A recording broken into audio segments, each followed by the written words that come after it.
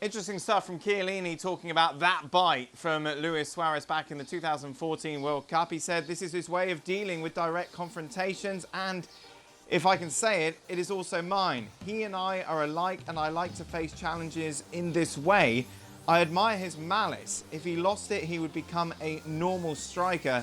After a couple of days, we spoke again on the phone, and there was no need to apologise. I'm a great son of a on the pitch as well, and I'm proud of it. Malice is part of football. I don't even call it impropriety. Well, Craig Burley's still with us, as is with Sid Lowe. Sid, Craig, I want to start with you just from a player's perspective. Are you surprised how forgiving Chiellini is? I understand that edge that you need, but there's edge and there's biting someone, isn't there? Well, I don't see the issue with forgiving because not these things. Things happen on a football field.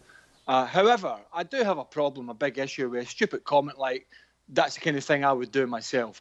Because quite clearly, that kind of action, biting people, you just can't condone it. It's absolute stupidity. So, it's okay to say, yeah, I'm a rough, tough guy who knows all the tricks as well, and I'm prepared to mix it and have mixed it, and I've got a bit of aggression and, I can be horrible too. But, to say that, I would do the same thing, biting people on a football pitch or anywhere else for that matter, is utter stupidity in terms of the comment itself. So do you, of course, know Luis Suarez and his family, everyone around him well, having co-wrote his biography. The whole biting incident will inevitably define him, you feel, when people look back at his career, despite all the success.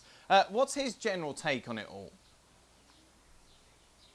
Well, I think it's interesting in a way to look at this through the prism of what Chiellini says, because actually Chiellini, I think, to be honest, is wrong. And I think he's wrong insofar as he has framed this as being part of Luis Suarez's armoury, as being part of the way that he plays the game, and that if he loses this personality, he wouldn't be such a great player. Now, I think it's fundamentally true, and I think Luis himself would say that it's fundamentally true that he's a player who that competitiveness is the reason why he's so successful. But that competitiveness and what's happened on those 3 occasions during his career are not the same thing. This is a different type of process. This isn't a tactic from Luis Suarez. It's not an attempt to put a player off. It's not an attempt to get an advantage. It's a momentary loss of control. It's not about, if you like, a kind of a conscious approach. And so in that sense, I think Chiellini is right to suggest that him and Suarez share certain characteristics on the pitch, share certain manners of going about the game, but not when that is applied to the 3 incidents of biting players. That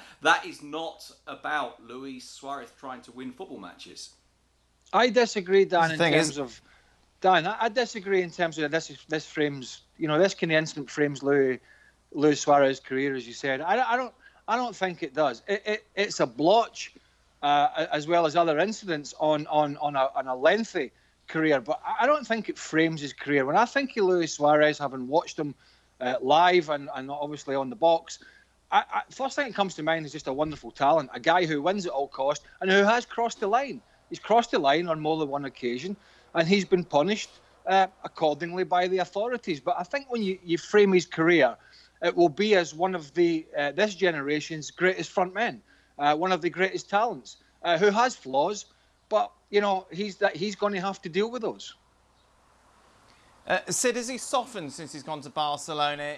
We haven't seen him bite anyone for a while.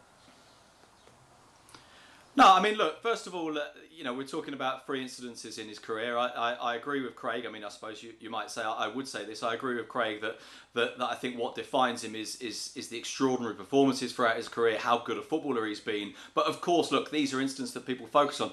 I don't know that he has necessarily softened at Barcelona. I think there is perhaps, and this again speaks to that point I was making before about this not being about trying to win, this not being about a tactic or a clever way of putting off an opponent. It's about pressure. It's about moments when your mind isn't right, when things break down, when you feel like there isn't a way out. And I feel in part that what's changed at Barcelona is the level of responsibility laid upon him, and I think that's what really makes the difference more than him necessarily mellowing. You see Luis Suarez play, I still think he's fundamentally the same player he's always been. I think he's as determined, he's aggressive, he's as competitive as he ever was, he's as talented as he ever was, even though I think one of his flaws is that he doesn't see his own talent. I think he sees himself as a worker. But of course the difference at Barcelona perhaps is that he hasn't felt that weight of pressure to quite the same degree, to quite the same extent on his particular shoulders. Said, I'm interested to know, not that I'm bothered about it, but every individual is different. What can he regret, if any, about these incidents? Does he have, or is he just a guy who says, okay, I lost control, I've had a bit of stick for it, I've had bad press for it, but we move on and I'm not really bothered about it? Or is he the type of guy who regrets the incident, or does he just brush them off as part of who he is?